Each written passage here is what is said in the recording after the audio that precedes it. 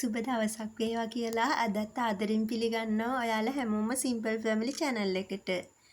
මම නම් ඔයාලත් එක්ක ආවේ හුඟ කාලෙකින්ද කොහේ වීඩියෝ එකක් අරගෙන. මට මතක විදියට නම් මාසෙකමාරකට විතර පස්සේ තමයි වීඩියෝ එකක් අරන් එන්නේ. ඒත් මං හිතනවා මගේ යාළුවෝ ඔක්කොම වෙනද වගේම අදත් මාත් එක්ක ආදරෙන් එකතු වෙවි කියලා. මේ පෙන්නන්නේ ඔයාලා දන්නවනේ මගේ ආසම මල් වර්ගය තමයි දියකූඩුළු. දියකූඩුළු වැස්ස කාලෙට වඳ වෙලා යනවනේ. ඉතින් එහෙම වඳ වෙලා යන්නේ නැති වෙන්න මං කාලෙන් කාලෙට මේ විදියට අතු කඩලා අලුත් පැල් හදා ගන්නවා. ඉතින් ඒක නිසා ඒ විදියට අතු කඩාගෙන ඇවිල්ලා වේලෙන්නේ නැති වෙන්න මට පුංචි ටයිම් එකක් හම්බෙනකන් මෙන්න මේ විදියට පොඩි වතුර කප්පල දාලා මේ විදියට තියලා තියාගත්තා. ඉතින් ඒ වෙලේ මට හිතුණා මේ ලස්සන මල් ටික ඔයාලටත් පෙන්වන්න වීඩියෝ එකක් ගන්න ඕනේ කියලා. ඉතින් එහෙම ගනිපු වීඩියෝ එකක් තමයි මේ අද ඔයාලට පෙන්වන්නේ. හැබැයි මේ වීඩියෝ එක ගත්තේ දැන් සති 3කට විතර කලින්. අනේ මන්දා දියකූඩුළු කියන්නේ නම් හොඳ කරන්නම බැරි පිස්සුවක්. මම වර්ග එකතු කරලා මං හිතාගෙන ඉන්නවා දැන් මන් ළඟ ඔක්කොම දියකූඩුළු වර්ග තියෙනවා කියලා. ඒත් කොහෙට හරි ගියාම ඔන්න මන් ළඟ නැති වර්ගයක් දකිනවා. ඔන්න ඉතින් ඒ වර්ග එකතු කරගන්නකම් ආවේ පිස්සු වගේ. මෙන්න මේ වර්ගය දැක්කේ මම නුවරඑළිය ට්‍රිප් එකක් ගිය වෙලේ. ඉතින් මම ගෙදර ඇවිල්ලත් මේ වර්ගය ගැන හිතුවා. හරිම ආසාවෙන් හිටියේ මේ වර්ගය හොයාගන්නකම්. ඒත් මගේ මහත්තයා මාතලේ ගිය වෙලාවක පාරායනේ තිබිලා ඒ වර්ගය ගලවගෙන ආවා. ඉතින් ඒක හයිබ්‍රිඩ් වර්ගයක් නන් නෙවෙයි. ඒ වුණාට ඒ දියකූඩුළු වර්ගය හරිම ලස්සනයි. ඔයාලට මේ දේ කියන්න ඕනිම කියලා හිතුණා. අපි කොහේ හරි ගිහිල්ලා දියකූඩුළු දැක්කම හදිස්සියේ අපිට ඒවගෙන් අතු කඩා ගන්න පුළුවන් කමක් නැත්නම් හදිස්සියේවත් ඒකේ බීජ තිබුණොත් ඔයාලා ඒව කඩා ගන්න. අර සාමාන්‍යයෙන් හැදෙන කූඩුළු වගේම ඒ දියකූඩුළු වල හැදෙන බීජ වලිනුත් අලුත් පැල හදන්න පුළුවන්. මං එහෙම ගොඩාක් වෙනස් විදිය වර්ගත් බෝ කරගත්තා. මං ඔයාලට තව වීඩියෝ එකකින් මං ඒ හදාගත්තේ කොහොමද කියලා දෙන්නම්. මහා ලොකු දෙයක් නැහැ. ඒක ගෙනල්ලා තවාන් කරා නිකම්ම එයට පැලවෙනවා. ඉතින් ඒක නිසා ඔයාලත් කොතනක හරි මේ බීජ දැක්කොත් ඔයාලා ළඟ නැති වර්ගයක් නම් ඒව අරන් ඇවිල්ලා පැල කරගන්න. මට පහුගිය කාලේ තවත් පොඩි පිස්සුවක් ගහලා තිබුණා රේන් ලිලි පිස්සුව.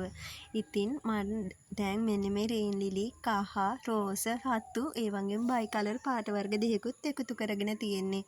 ඉතින් මෙන්න මේ කහ පාට රේන් ලිලි වලත් ඇට වලින් අපිට පැල ගොඩාක් බෝ කරගන්න පුළුවන්. ඒක එක මලක් පිපුනම හැදෙන ඇට වලින් පැල 30ක් 35ක් වගේ අපිට අලුතෙන් හදා ගන්න පුළුවන්. ඉතින් ඒක නිසා කහ පාට රේන් ලිලි නම් සල්ලි දීලා ගත්තත් පාඩු නැහැ. මෙන්න මේ දැන් පෙන්වන්නේ මම මාසෙකමාරක් සද්ද නැතුව කරපු දේවල් තමයි. ඔයාලට මතක ඇතිනේ මං ඩුබායි රෝස මල් පෝච්චි 20ක වීඩියෝ එකක් දැම්මා. ඉතින් මට ඒ වෙලේ ගොඩාක් මල් මදි වුණා කතා කරපු කට්ටියට මල් දෙන්න. ඊට පස්සේ මම කරේ මගේ ඉඩමේ පර්චස් 20ක මෙන්න මේ ඩුබායි රෝස මල් දැම්මා. ඉතින් ඒ වගාබිම හිස්ව තිබුණේ හිස්ව නෙමෙයි. ඒ කියන්නේ පොල් පැල හිටවල තිබුණේ. හරියටම ගිය ජනාධිපතිවරණයේ වෙලාවේ උදේවරුේ ගිහලා ඡන්දේ දාලා ඇවිල්ලා මම කරේ පොල් පැල 12ක් මට මතක විදියට පොල් පැල 12ක් ගෙනල්ලා මම මේ පර්චස් 20 හිටෙව්වා. මට පුළුවන් විදියට මම කවුරුත් ධම්මල වලවල් කැපුවේ කරේ නැහැ.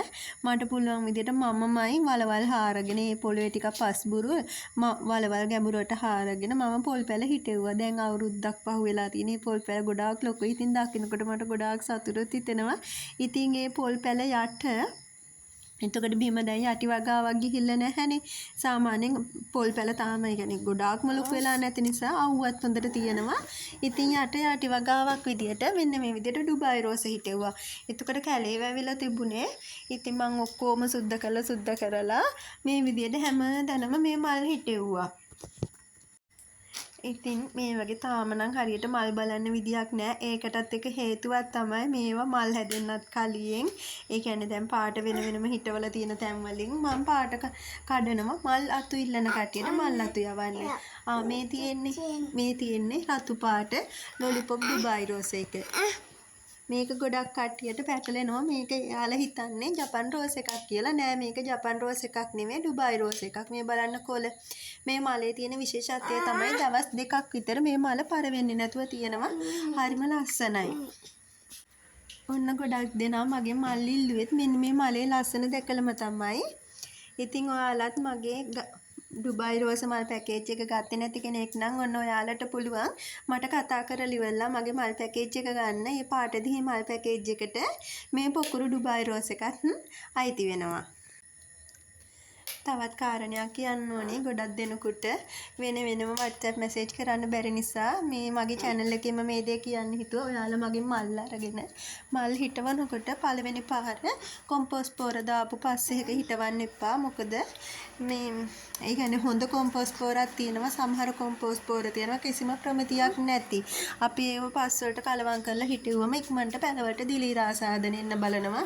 ඉතින් අර දැන් මම එවනාතු දවස් දෙකක් විතර මේ පැකින් කරලා තිබිලා ඔයාලට ගිහිල්ලා ඊට පස්සේ ඉක්මනට ලෙඩක් ආවම ඒකට ඔරොත්තු දෙන්න හැකියාවකුත් නැහැ. ඉක්මනට ඒ අතු ටික කුණු වෙලා යනවා. ඉතින් ඒක ඔයාලා හිතන්නේ අපේ පැත්තෙන් අපි ඔපු මල්ලාතු වල වැරද්දක් කියලා. මල්ලාතු වල වැරද්දක් නෙමෙයි. ඔයාලා හදාගන්න පස් මාධ්‍යයේ තමයි එතන වැරද්ද වෙන්නේ. ඒක නිසා මම නම් කියන්නේ ඉස්සල්ලාම ඔයාලා සාමාන්‍ය පස්සේක හිටවලා පැලුණාම අතු බෝ කරගන්න කියලා. මෙන්න මේ තියෙන්නේ පොලේ යන කෙනෙකුට එතන තියාගෙන විකුණන්න මල් පිපිලා තියෙන ඒ වගේ ඉඳලා දවසේ මල් පිපිලා තියෙන ඒ වගේ මල්ලතු කඩලා ඉල්ලුවා. ඉතින් එහෙම කඩපු මල්ලතු තමයි මේ තියෙන්නේ. ඔන්න කලින් වීඩියෝ එක අවුට් කරාම මං අඳුරන අයගෙන් පවා මට ඕඩර්ස් ආවා. ඒ කියන්නේ වීඩියෝ එක බලලා මල් ටිකට ගොඩ ආස වුණු අය මගෙන් මල් ඉල්ලුවා. ඉතින් ඒ කෝල් කරපු වෙලේ ඒ කතා කරපු වෙලේ මට දෙන්න මල් තිබුණ නැහැ. ඔන්න ඉතින් දැන් තමයි ඒ ඉල්ලපු අයටත් මම යවන්න මල් මෙන්න මේ විදියට හරි ගැස්සුවේ. මේ මල් නිසාම මම ගොඩාක් ආස කරන කෙනෙක් එක්ක ගොඩාක් කැමති කෙනෙක් එක්ක මට කතා කරන්න පුළුවන් වුණා. ඒ තමයි ධම්මේ ගොඩමුන්න මහත්මිය. ඇත්තටම ඇයගේ ගාඩන් එක දැකලා තමයි මටත් මල් වවන්න ආස හිතුනේ. දිය කූඩුළු වලට ආස හිතුනේ නැත්නම් පුංචි කාලේ ඉඳන්ම මල් වලට ආසයි.